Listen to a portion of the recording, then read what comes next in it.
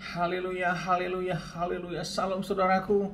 Ratapan 3 ayat 22 sampai 23. Sebab kebaikan Bapa Yahweh itu tidak pernah berhenti dan rahmatnya tidak pernah berkesudahan, selalu baru setiap pagi. Kita kembali mengucap syukur saudaraku. Kita bisa kembali bangun pagi pada pagi hari ini, sesungguhnya semuanya oleh karena kebaikan dan rahmat Bapa Yahweh di dalam kehidupan kita saudaraku. Renungan KPI Mayim Kaim pada hari Jumat tanggal 12 Maret 2021 atau pada tanggal 27 Adar 5781 yang merupakan terus kelanjutan dan renungan pembacaan Torah kita saudaraku, diambil dari kitab Keluaran 35 ayat 10 yang berkata demikian.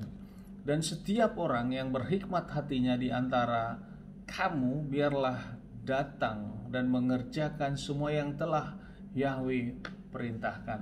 Saudaraku, ini adalah dimana perekopnya atau temanya tentang pekerjaan tabernakel saudaraku. Tabernakel atau kemah suci itu saudaraku.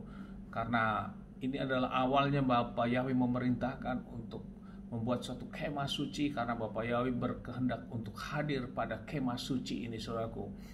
Dan kita tahu bahwa dalam renungan sebelum-sebelumnya bahwa kemah suci ini dibangun saudaraku dari semua sarana prasarananya adalah semua perintah Bapa Yahweh, termasuk juga ukurannya, dimensinya, semuanya perintah Bapa Yahweh saudaraku. Jadi memiliki spirit dan memiliki kuasa yang Bapa Yahweh berikan saudaraku, tentunya memiliki makna dari semua itu. Dan saudaraku, bahwa kemah atau tabernakel ini akan berpindah satu tempat ke tempat yang lain, karena bangsa Israel akan bergerak berjalan selama 40 tahun ini saudaraku. Ada 42 kali berkemah saudaraku, dan berarti 42 kali berkemah berarti 42 kali akan dipasang, berarti 41 kali saudaraku akan dipasang kemah ini. Saat mereka berhenti, mereka harus pasang lagi tabernakel ini, dan dipasang saudaraku, karena ini adalah bukan barang yang habis pakai, tapi begitu dipasang, dilipat kembali, disusun kembali, ditata kembali, dikemas kembali, sehingga tidak rusak saudaraku, untuk mereka bawa, untuk mereka pikul saudaraku. Dan Bapak yang memerintahkan untuk berhenti dan berkemah, maka mereka harus pasang lagi saudaraku dengan ukuran-ukuran yang sama, dengan posisi yang sama, susunan yang sama saudaraku. Dan sini Bapak yang memerintahkan, mengatakan lewat Daftar dan firman-Nya bahwa dan setiap orang yang berhikmat hatinya di antara kamu. Ya, jadi setiap orang yang berhikmat hatinya di antara kamu. Jadi memang pelayanan inti di dalam Bait Elohim ini atau tabernakel ini adalah memang dari suku-suku Lewi saudaraku. Namun dalam hal untuk mengemas, membantu, merapikan semua yang ada adalah diberikan kepada semua orang yang memiliki hikmat hatinya saudaraku, berarti kepada suku-suku yang lain saudaraku. Dan saya percaya hikmat hati ini tentu ada otoritas, ada kuasanya, ada Roh Kudus yang menggerakkan orang itu saudaraku, sehingga orang tersebut akan mau terpanggil untuk mau membantu dalam pelayanan ini saudaraku, untuk membongkar kembali tabernakel ini dan kemudian memasangnya nantinya kelak saat mereka harus berkemah lagi.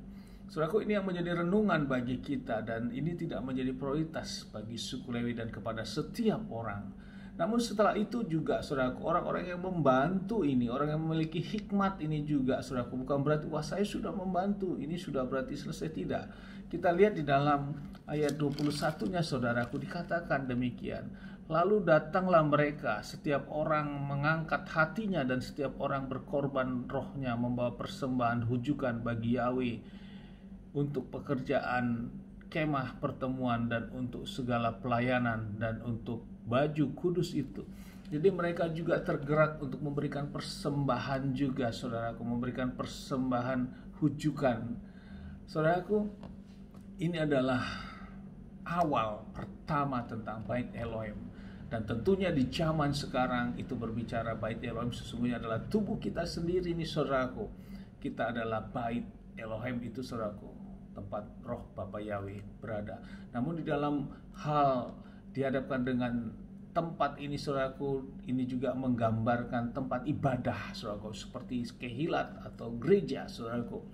Disinilah kita renungkan bahwa Bapak Ibu juga memerintahkan bagi kita saat ini zaman sekarang ini, saudaraku, bila kita memang tergerak hati kita, memiliki hikmat yang didorong oleh Roh Kudus untuk kita mau membantu pekerjaan-pekerjaan yang ada di Kehilat, saudaraku, apakah itu mau sebagai merapikan kursi, atau saudaraku bisa mengambil suatu kegerakan hati untuk sama-sama membantu pekerjaan yang ada di Kehilat. Saudaraku, jangan tahan ini, saudaraku, karena sesungguhnya ini adalah juga firman, saudaraku, adalah kehendak Bapa ya untuk bersama-sama, saudaraku, bukan hanya sebagai pelayan inti di Kehilat atau gereja yang merupakan kalau di zaman dulu adalah sebagai suku-suku Lewi, tapi untuk semua orang. Saya percaya semua yang mengambil sikap ini Bapak yang akan memperhitungkan, saudaraku, atas sikap hati saudaraku yang mau mengambil bagian apapun yang terkecil untuk kepentingan kebaikan dalam Kehilat atau gereja saat ini, saudaraku. Bapak pasti memperhitungkan, terlebih bagi memang pelayan-pelayan yang khusus, saudaraku, dan tetap memberikan juga. Bukan berarti sudah mengerjakan itu saya tidak memberikan lagi sesuatu persembahan kepada gereja, tidak, saudaraku. Inilah sikap yang Bapak yang kehendaki. Bangsa saya juga tetap memberikan persembahan hujukannya setiap orang, saudaraku. Mari kita renungkan, kita ambil hikmat ini, saudaraku, dalam kita menjalani ibadah-ibadah kita, sehingga kita tidak menjadi, saudaraku, jemaat-jemaat yang jemaat-jemaat terkesan katanya jemaat-jemaat bayaran, saudaraku. Hanya motivasinya adalah keuangan, saudaraku. Saya kan sudah bekerja begini di Kehilat. Bukan seperti itu, saudaraku. Ternyata kita sudah diberi suatu contoh pada saat tabernakel pertama dibangun adalah kegerakan hati kita untuk kita mau memberikan yang terbaik, saudaraku, untuk Kehilat, karena kita percaya disitulah Bapak Yahweh ada, dan lewat itu Bapak akan memperhitungkan kita, dan lewat perhitungan Bapak kita juga diberkati dengan pekerjaan-pekerjaan kita yang lain, saudaraku, yang kita kerjakan. Bapak tidak akan tutup tangan, saudaraku, tidak akan membiarkan hal itu kita menjadi kesusahan. Bapak punya cara sendiri untuk memberkati kita, saudaraku, selama kita mau membuka hati kita untuk kita seperti di sini punya hikmat hatinya, yang memiliki hikmat untuk mau sama-sama bekerja untuk memberi yang terbaik untuk tabernakel ini, saudaraku. Tentu untuk di dalam hal sekarang adalah untuk Kehilat kita, untuk gereja kita, dan Bapak sangat memperhitungkan ini. Amin, haleluya. Sukses besar buat kita, maju terus kita dalam pelayanan, dalam iman kita, dalam setiap kehidupan iman rohani kita. Dari tempat ini saya berdoa Bapak yang memberkati dan melindungi kita semua. Bapak yang menyinari wajahnya kepada kita dan memberikan kita kasih karunia. Bapak yang menghadapkan wajahnya kepada kita dan memberikan kita damai sejahtera. Apapun yang kita kerjakan, apapun yang kita lakukan sepanjang hari ini, semuanya menjadi berhasil dan kita tidak dipermalukan. Amin, haleluya. Shalom, saudaraku.